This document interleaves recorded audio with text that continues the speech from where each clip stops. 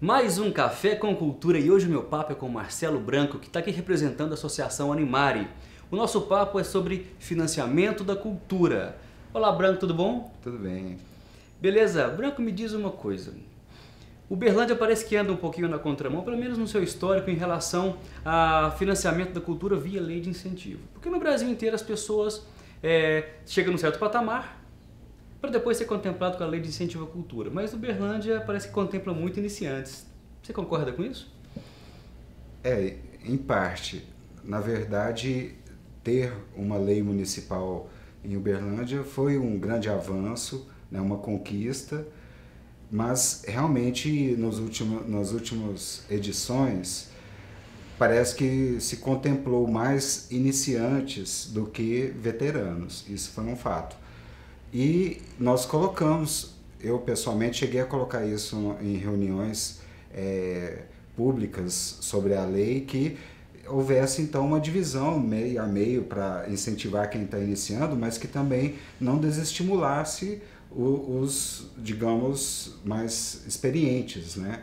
Porque é uma falsa ideia você pensar que porque eu atuo há 10 anos na área cultural, que eu não precise desse auxílio, dessa parceria com o governo.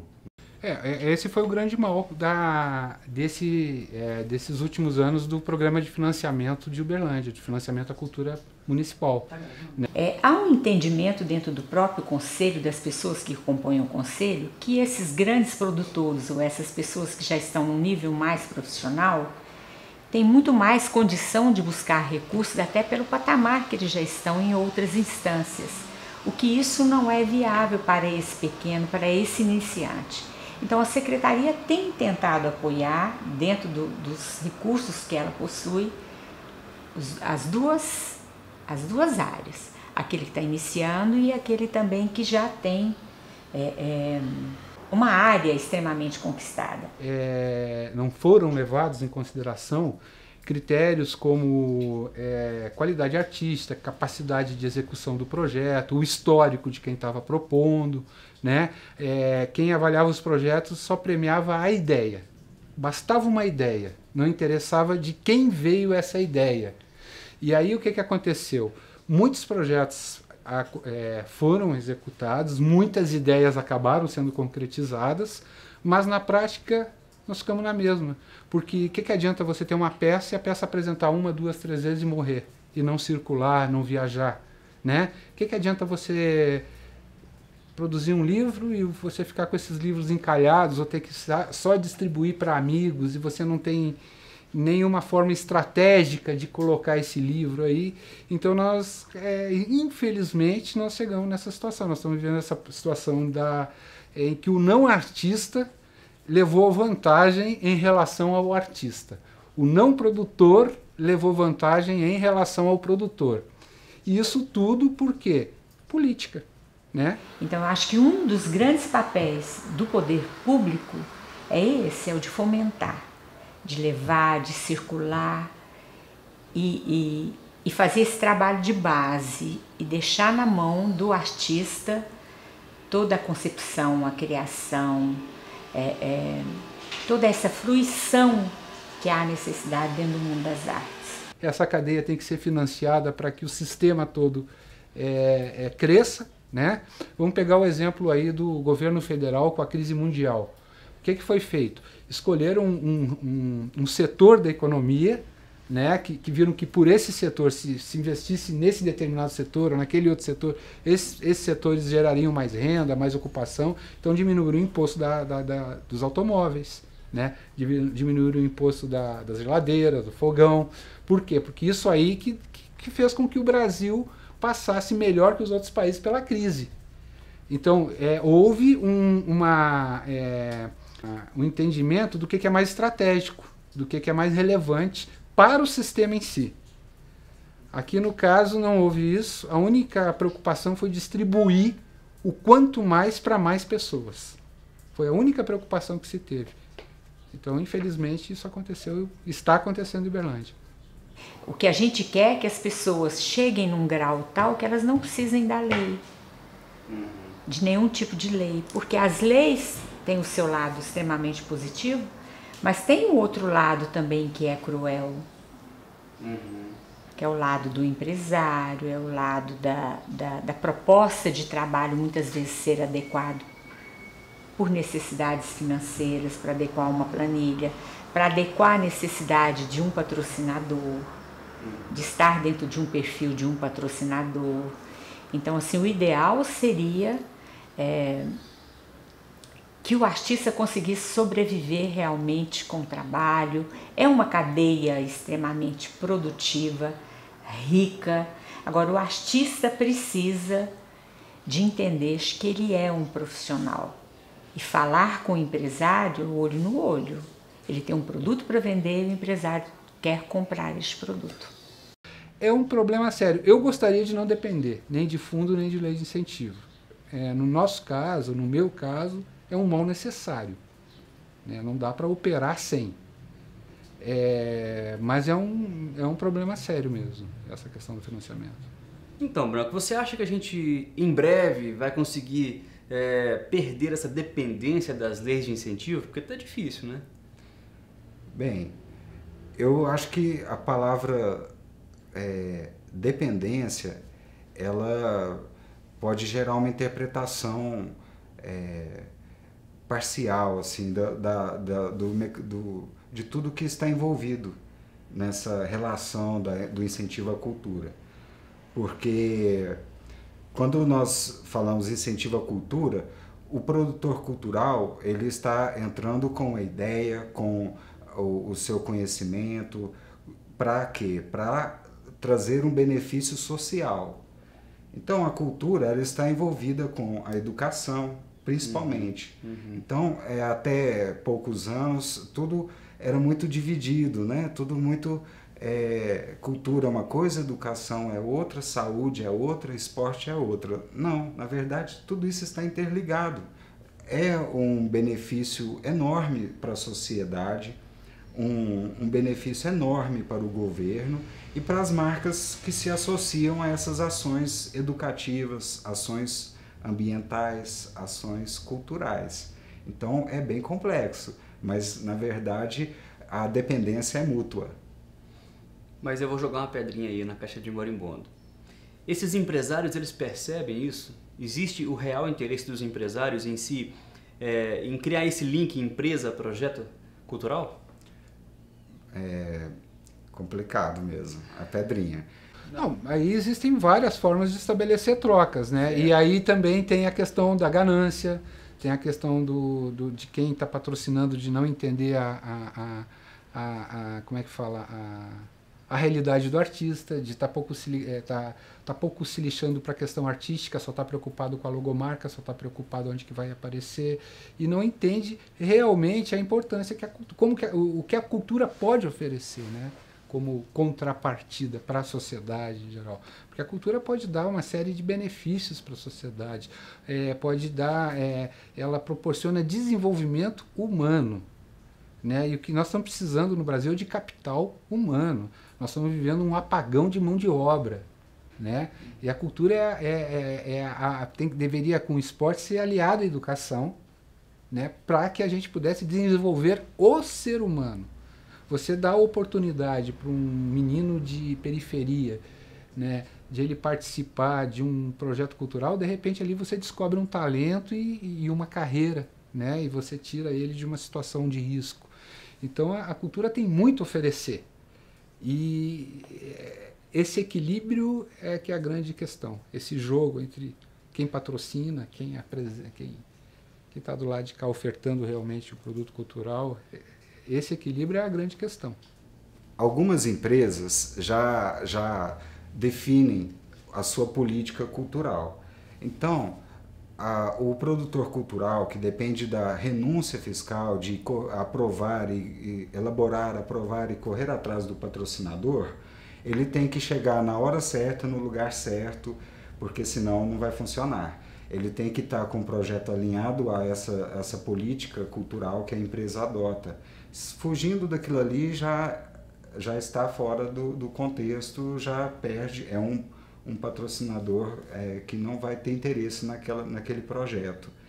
Então, nós percebemos que a renúncia fiscal, ela deve, espero que os políticos, tanto no nível municipal, estadual, federal, assistam ao programa, porque nós temos a percepção de que a renúncia fiscal, ela deve atender mais a projetos que tenham um cunho, pelo menos parcialmente, comercial. Porque a democracia se transformou numa pedra, como você disse, uma pedra no caminho, porque eu tenho os mesmos direitos que tenha uma cantora milionária de axé.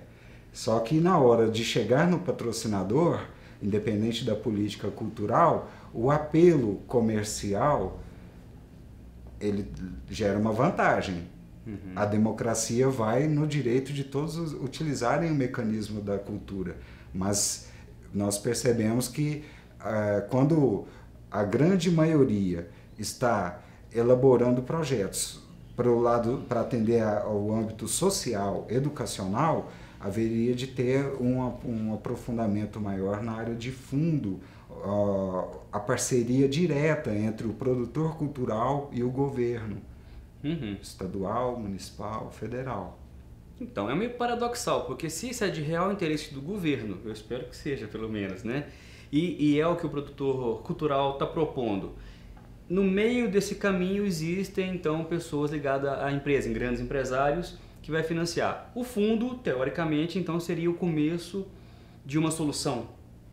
Sim, porque todas as empresas que são contribuintes, de certa forma, elas poderiam obter um selo de apoio à cultura, apoiando de uma forma geral, não este ou aquele projeto.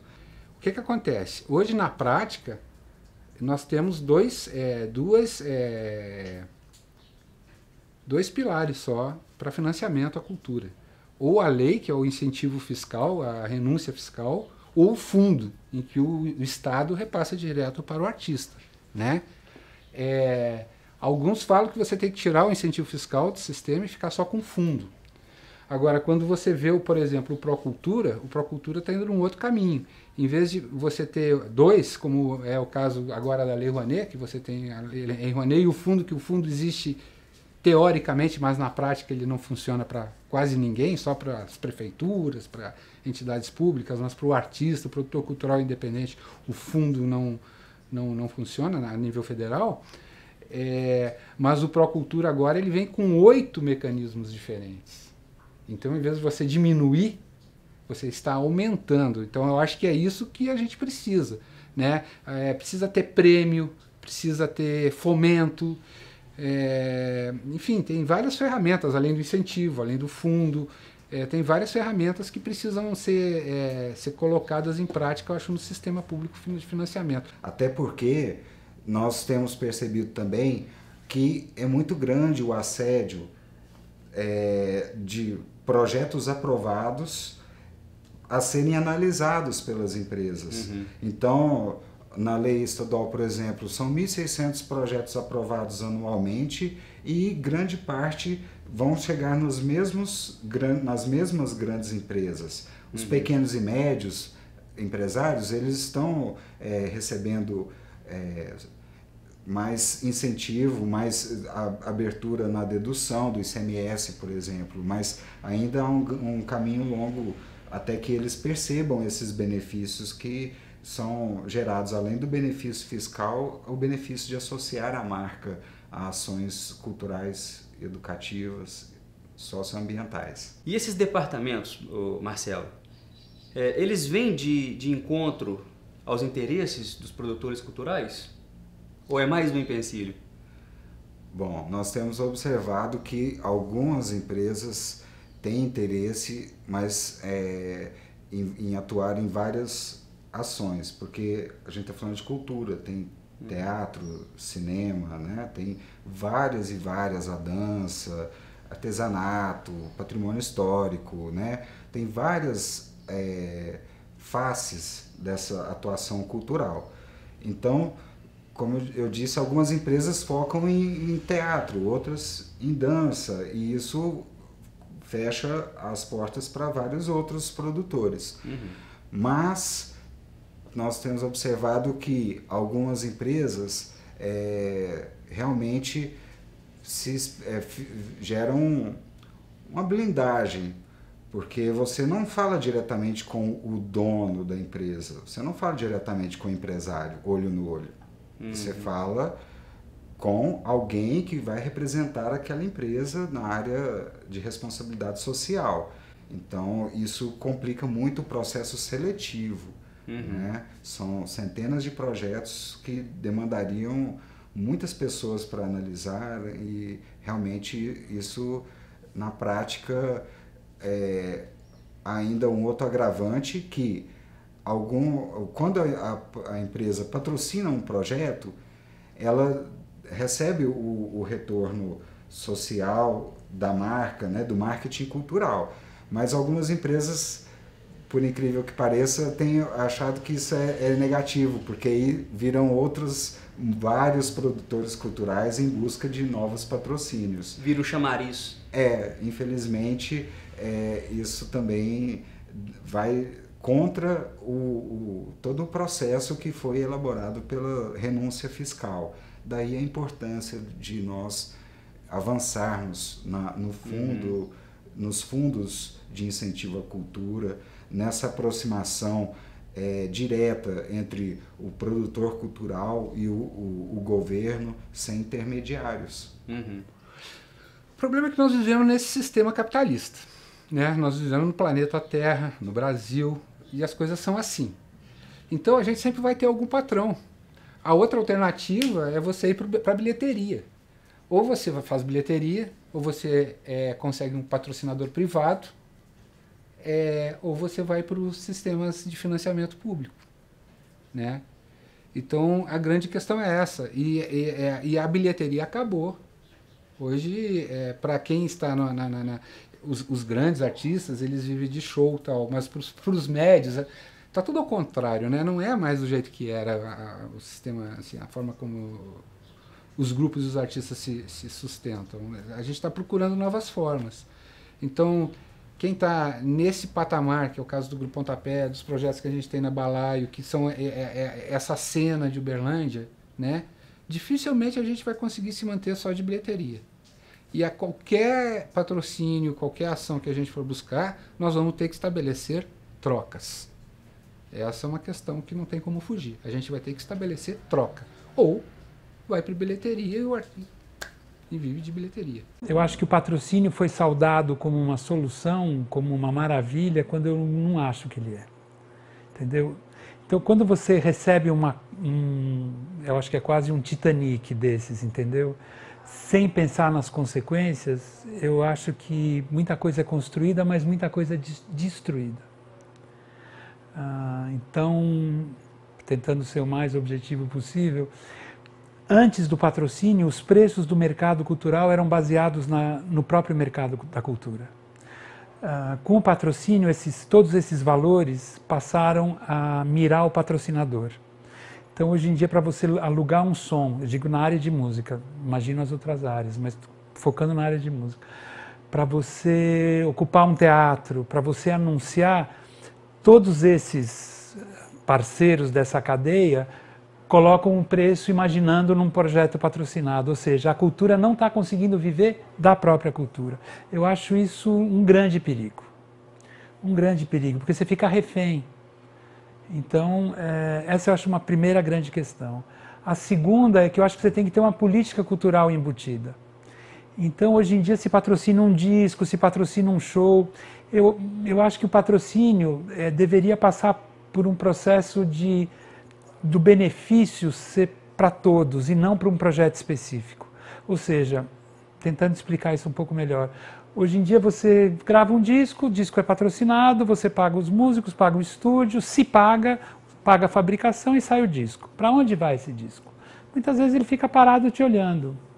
Eu acho que devia se buscar, na verdade, o patrocínio deveria ser, na verdade, para as redes de distribuição. Eu acho que deveria haver financiamento à cultura, com juros baixos. Entendeu? Acho que você tem que estimular a autonomia e não dependência. O problema de patrocínio é que ele acaba gerando dependência. Depois, assim, você não tem, digamos, uma música industrial ou uma arte industrial com patrocínio, se diz que investe-se em cultura, mas o patrocinador tem as suas escolhas, né? Efemérides, 100 anos de Ari Barroso, 100 anos de Ari... todo mundo vai fazer trabalho Ari Barroso, sabe? Isso também é uma distorção. Isso também é uma distorção. Depois, projetos muito experimentais dificilmente conseguem patrocínio. Então, às vezes, eu acho que o patrocínio é um cala-boca, entendeu? Tipo aí, ó, toma aí, vai viver sua vidinha e não vamos discutir cultura realmente seriamente. Então, eu acho que assim, tem várias questões aí, várias questões. Eu acho que se você for olhar sério e pensar e se preocupar sério com a cultura do país e da população, muita coisa tinha que ser discutida. Agora, eu acho que a coisa para mim fundamental é que qualquer área da sociedade busca, e acho que é legítimo, autonomia. Entendeu? Quer dizer, se o cara que tem a padaria aqui na frente não conseguir mais viver da venda do pão dele, precisar do patrocínio de cerveja ou de leite da empresa, acho que ele está vivendo uma situação difícil. Eu não acho que essa é uma situação boa para a arte. Acho que a arte deveria viver, sim, do ingresso direto do contato com a população, e artes mais difíceis, muito experimentais, aí sim você vai pensar, mas você colocar toda a arte do país hoje como necessitando de recursos de patrocínio, de editais, ou seja o que for, eu acho uma situação complicada, né? Que eu acho que poderia ter outros caminhos sim, como financiamento a custo baixo, a difusão aberta, quer dizer, não ter jabá, acesso à população, acho que políticas de construção de espaços, né? Então, assim, você pode gerar muito mais, eu acho. Eu não acho promissor eu ficar pensando se eu vou mandar meu projeto para a empresa X ou Y, para ver se eu tenho chance de fazer alguma coisa na minha vida. Eu acho péssimo, E eu acho que a cultura ela tem que ser independente. A cultura tem que ser crítica, não obrigatoriamente, mas tem que poder ser crítica. Ela, em geral, ela é a reflexão da sociedade, ela aponta o futuro, agradável ou desagradável, dependendo do comportamento dessa sociedade, ela tem que poder ser a voz crítica. Se ela o tempo todo está precisando do recurso dos grandes agentes que constroem essa sociedade, bem ou mal, ela fica mais dócil. E as discussões também ficam mais dóceis. Eu acho que os desafios são enormes. Por quê? Porque os governos, eles não conseguem reconhecer a cultura como um setor produtivo. E esse tipo de produto que a cultura apresenta, os governos não conseguem ter a mínima sensibilidade para reconhecer. É a política pública do faz de conta, tá? Ou seja, eles fingem que estão fazendo alguma coisa e nós, os trabalhadores da cultura, a gente finge que não aceita. No caso do financiamento da cultura, vamos falar, por exemplo, a Lei Rouanet. Por exemplo, a Lei Rouanet, tá? É um tipo de relação que o governo implementou, uma relação perversa, tá? Por quê? Porque só o grande produtor tem acesso, tá? E o produtor independente, o pequeno produtor, ele fica fora desse sistema. O setor cultural só reclama a quantidade de verba, não reclama efetivamente a proteção de toda a indústria cultural, porque não se entende a indústria cultural. Indústria é um termo pejorativo no Brasil, né? Hoje saiu o PIB do Brasil, o PIB não, a arrecadação recorde no Brasil. Isso não vai significar absolutamente nada na cultura, a gente sabe disso, porque migalha com porcentagem de migalha significa zero à esquerda. E todo o incentivo da indústria agora, que foi promulgada pela Dilma e pelos ministros, pelo Manteiga, e a cultura não faz parte das indústrias no Brasil. Geladeira faz, mas ir ao teatro e ao cinema e o círculo de emprego e terceirizações que isso gera. Então, enquanto não se resolver todas essas questões, não há lei de incentivo, por melhor que ela seja feita, que vai conseguir dar conta de todos esses problemas. Me parece que tem algumas questões que não dão certo no Brasil. Não tem um pensamento muito interessado na arte, especificamente. A maneira como a cultura é vista é de um modo muito taxativo e, num certo sentido, bastante limitado. Se entende cultura de uma forma ainda muito primitiva no Brasil, e isso complica bastante quando a gente fala de política cultural.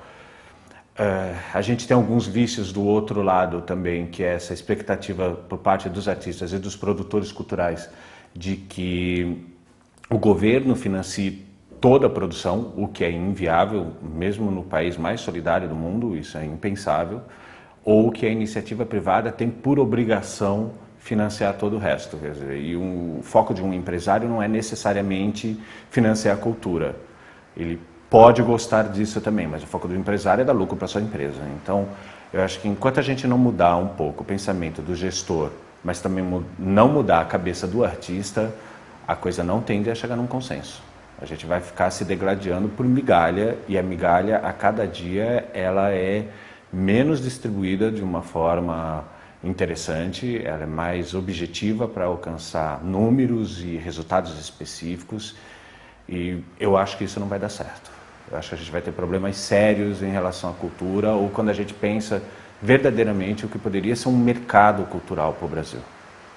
Como dar conta de uma lei de incentivo que, ao mesmo tempo, consiga contemplar de uma forma honesta e generosa projetos absolutamente sinceros, mas que só são possíveis serem feitos de forma canalha, manipulando o sistema de forma canalha, mas cuja proposta é genuína, é verdadeira, e a arte ali empregada é de verdade, só que o mecanismo para você chegar a ela é praticamente podre, e o inverso.